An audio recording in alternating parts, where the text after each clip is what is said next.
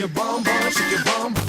Vente pa' acá, vente pa' acá. Ricky Martin is denying new allegations of incest weeks after being accused of domestic abuse. Known for shutting down stages, dropping global smashes like Livin' La Vida Loca, and paving the way for Latin artists, Ricky Martin's name rings bells worldwide. However, his road to fame wasn't all rosy. From his gruesome touring in Menudo to dodging death in a plane scare, dodging a false incest charge that nearly wrecked his life, a lawsuit of over $3 million with his ex-manager, and quietly ending things with his husband, Ricky's path ain't been no walk in the park. So what exactly went on behind the scenes? Grab your popcorn, because this story's got some wild turns. Before he was Ricky Martin, the global heartthrob, he was Enrique Martin Morales, born December 24th, 1971, right in the middle of San Juan, Puerto Rico. My family lives there. And I read you said it was rather like military. His mom, Doña Nereda Morales, was an accountant. His dad, Enrique Martin Negroni, had a whole psychology degree and worked as a regional supervisor for a Puerto Rican mental health agency. His parents split when he was just 2. No courtroom drama though. Ricky lived with his mom but moved freely between his dad's place in University Gardens and his grandma's spot nearby. I lived in a bubble. I was my house, my church, my grandmother. So Kiki, that was his nickname, short for Enrique, was raised with a mix of discipline, love, and just enough freedom to do his thing. He grew up Catholic, and by age 6, he was turning wooden kitchen spoons into fake microphones and putting on concerts for whoever would listen. I would walk into a kitchen and grab a wooden spoon and I would start singing in the living room of my house. He was singing his heart out to Menudo.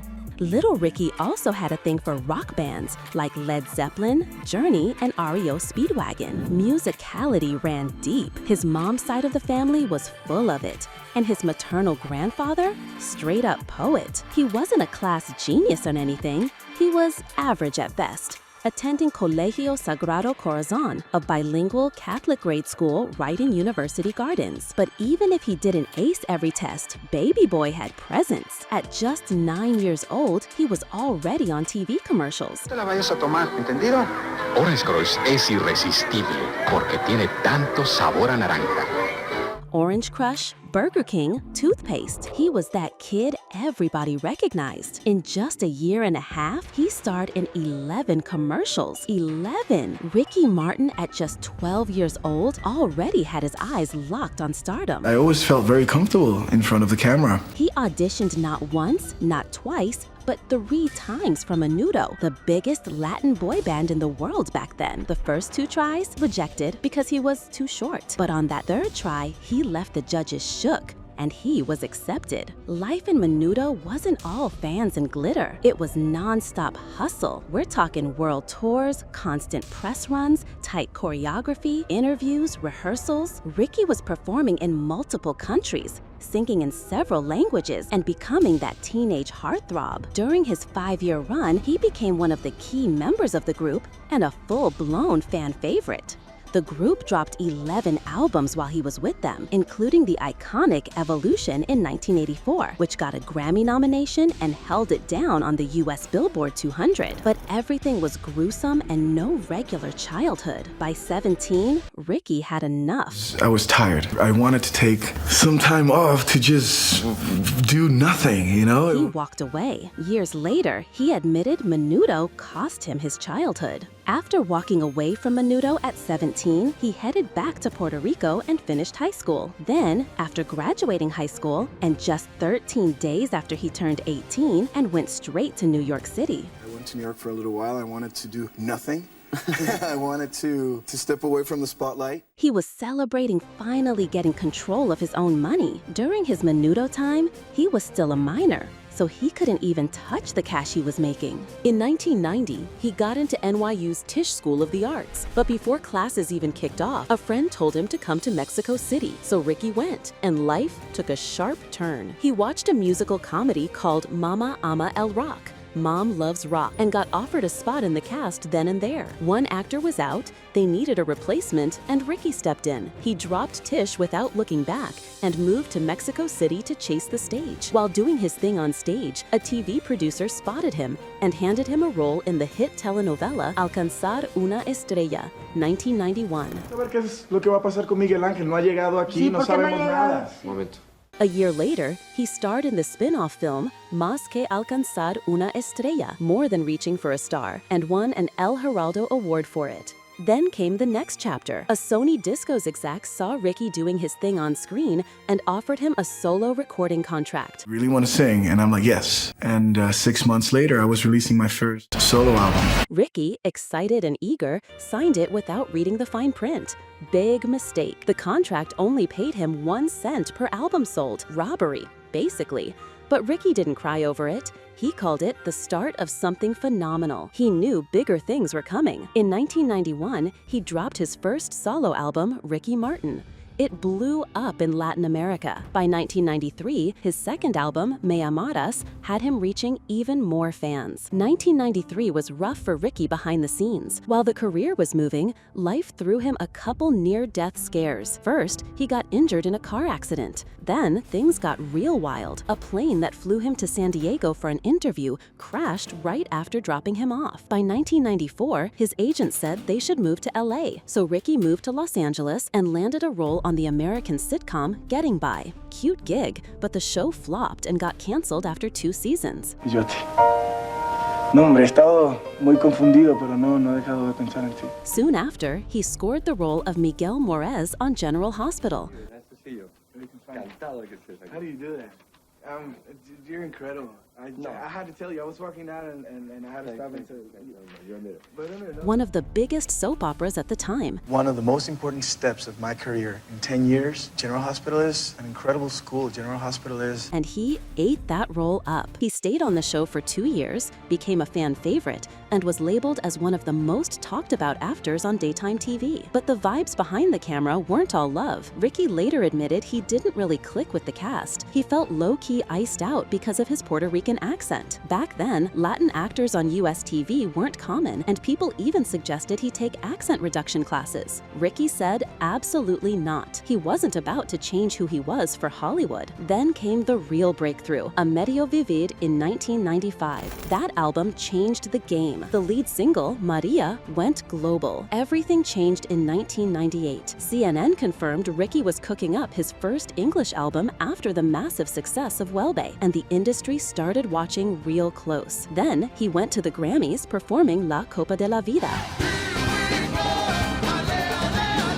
And that performance, straight fireworks. The Grammy Award ceremony, and then that was it. The hype was so wild, he dropped his English debut, Ricky Martin, 2 weeks early. That album birthed Livin' La Vida Loca, and it blew up worldwide. The track shot to #1 in over 20 countries, platinum plaques everywhere. Ricky became the first male Latin artist to debut at #1 on Billboard 200. RIAA stamped it 7x platinum in the US alone, over 22 million sold worldwide. In 2000, Sound Loaded dropped with hits like She Bangs and that steamy duet Nobody Wants to Be Lonely with Christina Aguilera. Then came Almas del Silencio in 2003. Life followed in 2005, featuring I Don't Care with Fat Joe and Ameri. Later albums didn't smash charts like 99, but Ricky stayed booked and respected. He kept reinventing, dabbling in reggaeton, EDM, flamenco, you name it. Ricky's love life was always in the headlines. For years, he was linked to Mexican TV host Rebecca de Alba. They had that messy, on-again, off-again thing for over a decade, and everyone swore they'd end up married. But something always felt off. Whispers about Ricky's sexuality never stopped. Tabloids were obsessed. Then, in 2010, he came clean on his website and came out as gay. Did I fell in love with man later on? Yes. Am I a gay man? I am a gay man. No press conference, just a raw, honest post where he called it liberating and said he was finally living his truth. Then, in 2015, he met Syrian-Swedish artist Johan Yosef on Instagram. So I started looking for art, and I saw his art, and I went crazy because I really love what he does, really original, and I contacted. By 2017, they'd secretly tied the knot. Ricky casually dropped the "my husband" line at the Golden Globes like it was no big deal. Now, they're daddies to 4 beautiful kids via surrogacy. I typed the word surrogacy. I had my 2 baby boys in my arms. Twin boys Mateo and Valentino, baby girl Lucia, and Ren. 2022 was pure chaos for Ricky Martin. First, his own 21-year-old nephew accused him of and stalking, claiming they had a 7-month intimate relationship. The internet went wild. Headlines everywhere. If convicted under Puerto Rican law, Ricky was looking at 50 years behind bars. Ricky said the claims were sick lies. Claims were proven to be false, but I'm going to tell you the truth. It has been so painful. And he was right. The nephew later admitted he made the whole thing up. Turns out, he was dealing with serious mental health issues. Case dropped. But the damage? Already done. Social media stayed messy. Memes, jokes, side-eyes. Even after he was cleared, the whispers didn't stop. Then another hit. Ricky's former manager, Rebecca Drucker, sued him for $3 million. She said he owed her money and claimed she saved his career more than once. She even threw in accusations of substance abuse, sketchy friends, and bad decision-making. Ricky fired back, calling it a straight-up money grab. As if that wasn't enough, by July 2023, he and Johan announced they were calling it quits. Said it was mutual, respectful, and they'd stay tight as co-parents, but still, fans were shook. Ricky's not just about the stage. He's been loud when it comes to Puerto Rican politics. In 2019, he helped lead the charge that got Governor Ricardo Rosselló removed after some foul, leaked text surfaced. Homophobic, misogynistic, all bad. Protesters hit the streets, Ricky showed up, and the pressure snapped the system. Some folks cheered him on, others side-eyed him. He also runs the Ricky Martin Foundation that fights child exploitation and human trafficking. Children need to be children, and that's what I'm fighting for. After Hurricane Maria tore through Puerto Rico, Ricky pulled up with real aid, money, supplies, visibility. He's also been a loud voice for LGBTQ+ rights and mental health. Ricky talked openly about how hiding his identity for years messed with his head, and that honesty cracked open deeper convos around manhood and healing. Now let's talk money. Ricky's worth is $130 million.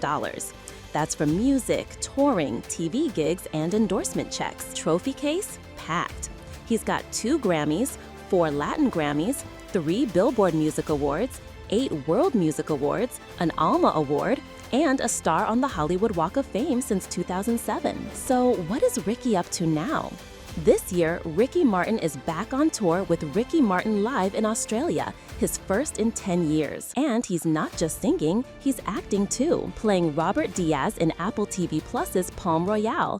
Anything about rich people. Which just got the green light for season 2. Offstage, he's pushing LGBTQ advocacy harder than ever, backing movements like Protect the Dolls. Even after his 2023 split from Johan Yosef, Ricky's holding it down as a hands-on dad to his 4 kids. Just recently, he hit the stage at the Amphar Gala and helped raise a cool $3.8 million for HIV/AIDS research. At this point, Ricky ain't just a pop icon, he's a movement. He cracked open doors for Latin artists, changed the game, and stayed real while doing it.